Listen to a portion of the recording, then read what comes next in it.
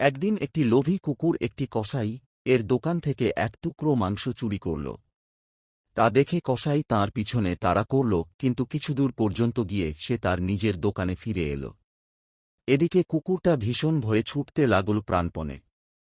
অনেকটা যাওয়ার পর সে পিছন ফিরে তাকিয়ে দেখল যে কসাইটা তার দিকে তাড়া করে আসছে কিনা। কাউকে আসতে না দেখে সে তার গতি কমিয়ে ধীরে সুস্থে হাঁটতে লাগল।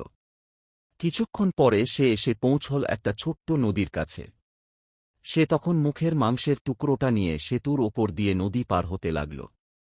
সে সময় নদীর পরিষ্কার জলে তার প্রতিবিম্ব ভেসে উঠতে সে সেদিকে তাকিয়ে দেখল। লোভী আর বোকা কুকুরটা নিজের প্রতিবিম্বকে মাংস মুখে অন্য একটি কুকুর মনে করল। সেই মাংসের টুকরোটাও পাওয়ার জন্য তার খুব লোভ হল। সে এবার অন্য কিছু চিন্তা ভাবনা না করে নদীর জলে ঝাঁপিয়ে পড়ল, আর সঙ্গে সঙ্গে জলের স্রোত তাকে ভাসিয়ে নিয়ে গেল। লোভী কুকুরটা মাংসের টুকরোটার সাথে সাথে তার মূল্যবান প্রাণটাও হারাল। নীতিকথা: অতিরিক্ত লোভ মানুষের সর্বনাশের কারণ।